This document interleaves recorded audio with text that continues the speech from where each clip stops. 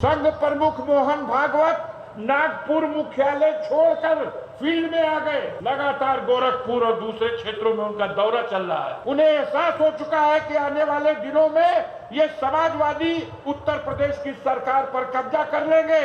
लोकसभा चुनाव के नतीजे आने के बाद उत्तर प्रदेश की राजनीति में काफी हलचल देखने को मिल रही है। सत्ताधारी पार्टी हो या विपक्षी दल, इनका आपसी वार पलटवार जारी है। इसी बीच गाजीपुर से सपा सांसद अफजाल अंसारी ने बीजेपी को घेरते हुए एक बड़ा बयान दिया है।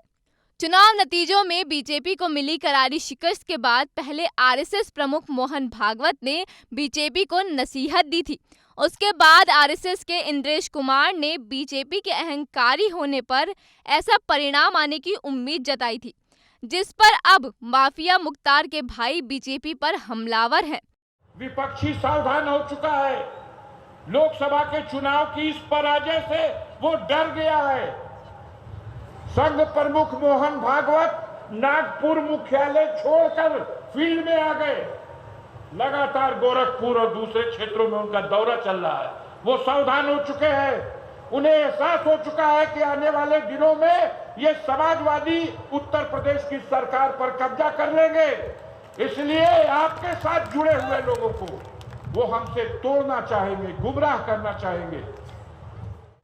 अफजाल ने बताया कि हार की हताशा से अब सत्ताधारी पार्टी परेशान है, इसीलिए भागवत भी मैदान में उतर गए हैं और अब इन्हें उत्तर प्रदेश में सपा के कब्जा होने का डर सताने लगा है। इसके साथ ही अफजाल ने दलित वोटों को अपने बयान से साधने की कोशिश की। हम कहना चाहते हैं साथियों, इस मंच से दलित भाइयों ने, खासतौर पर जाति के लोगों ने, इस चुनाव में कोई बस्ती ऐसी नहीं बची है जहां उनका 20-25%, 50%, 75% जितनी क्षमता से हमारे समाजवादी पार्टी के नेताओं कार्यकर्ताओं ने उनसे संपर्क बनाया, उसके अनुसार उन्होंने हमको इस चुनाव में मतदान किया है। यह पूरे जिले के पैमाने पर, पूरे उत्तर प्रदेश के पैमाने पर हमारी पार्टी के मुखिया भी मानते हैं, मैं भी मानता हूं। बसपा के वोटर जिन्होंने इस बार सपा को वोट नहीं दिया, उस वोट बैंक पर भी अफजाल अंसारी ने सेंधमारी करने की कोशिश की और कहा कि मायावती दलितों के लिए लड़ाई नहीं लड़ना चाहती, इसीलिए वो साथ नहीं आई। भी अनुरोध करना चाहता हूं, जो लोग नहीं दिए वोट वो भी निराश है और परेशान है, क्योंकि जिन्होंने अपनी पार्टी की नीति और आस्था के साथ हाथी के निशान का ही बटन दबाया है, वो आज निराश है, वो आज उदास हैं, इसलिए कि उन्हें पता है कि इन सामंतवादी फिरका परस्त ताकतों के खिलाफ अब नहीं लड़ने के मूड में है बसपा का नेतृत्व। अगर लड़ने के मूड में बसपा का नेतृत्व होता तो वो भी इंडिया गठबंधन की कतार में खड़ा होता। सपा सांसद ने बताया कि सपा मुखिया और पार्टी अब सीधे 2027 विधानसभा चुनाव के लिए जुट गई है, जिसको लेकर अखिलेश यादव ने संकल्प दिलाया है। ऐसी ही जनता से अफजाल के साथ जुड़ने का संकल्प देने की बात कही। तो अगले चुनाव की तैयारी में, 2027 की तैयारी में हम लोगों से मीटिंग में संकल्प कराया माननीय अखिलेश जी ने कि आज से 27 की लड़ाई शुरू कर दो।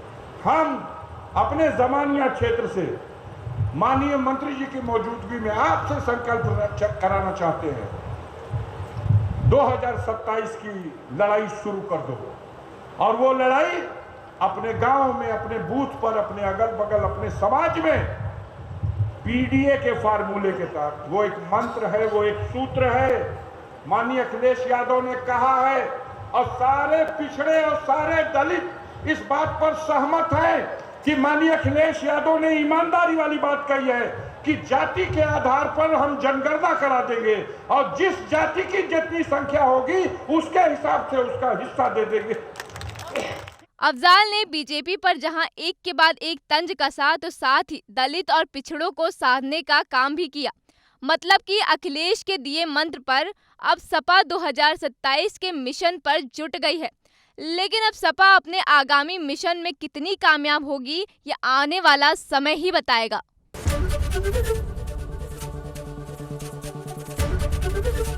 एबीपी गंगा, खबर आपकी, जुबान आपकी।